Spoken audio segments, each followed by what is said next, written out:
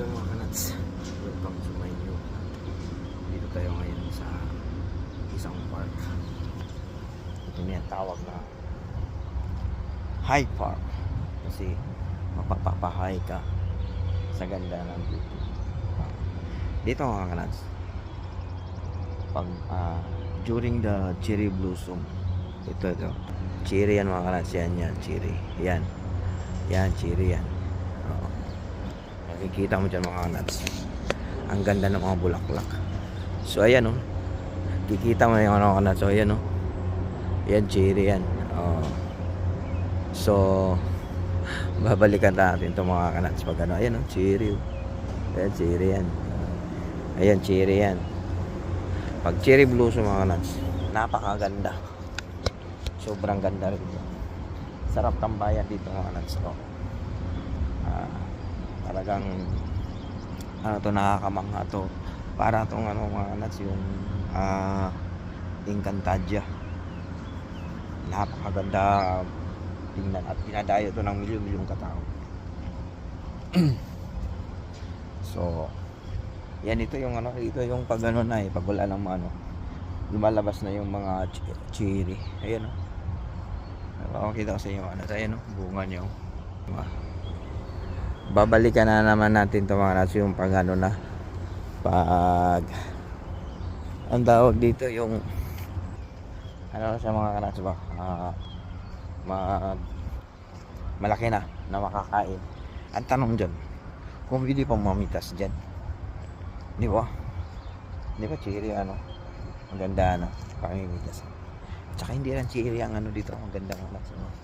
Sarap tumambay dito talaga. Ang beauty. Tingnan ang beauty yan mga kanats. Napakaganda ng beauty. Napakaganda. Nalaglagan pa ako ng daon ibig sabihin yan, diba? So ang ganda, parang buhay ng tao. Pabago-bago ang takbo ng araw o buhay.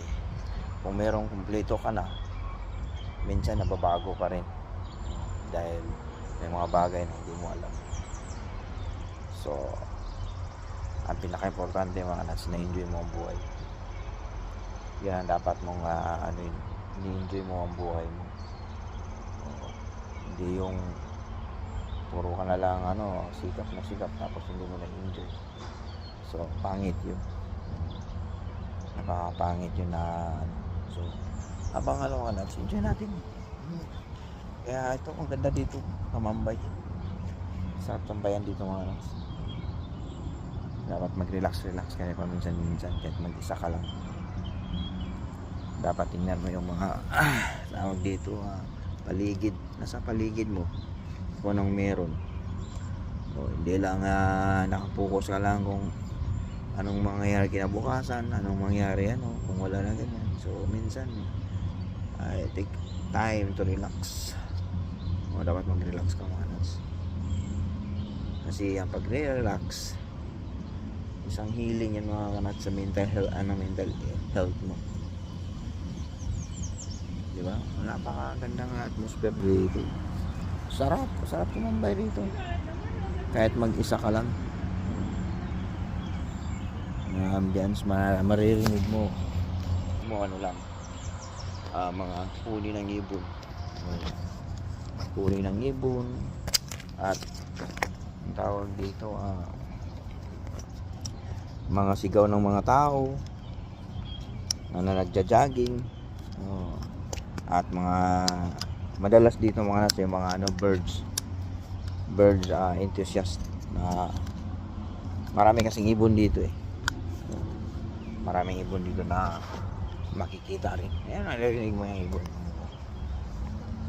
So yan, share lang natin yung mga nuts.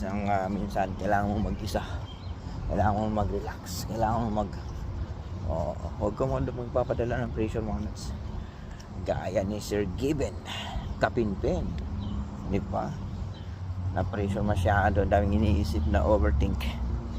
So minsan kailangan mo naman mahalin mo ang sarili mo. Ayun, may nagpipiknik dun mga kanaso. Ayun, nakita nyo ba? Ayun Pipiknik lang. Relax. So, yan mga kanats. Sinishare ko lang kung anong nakita ko ngayon dito sa Hyde Park. O, para ano, di ba? So, hanggang dito na tayo mga kanats. I love you all.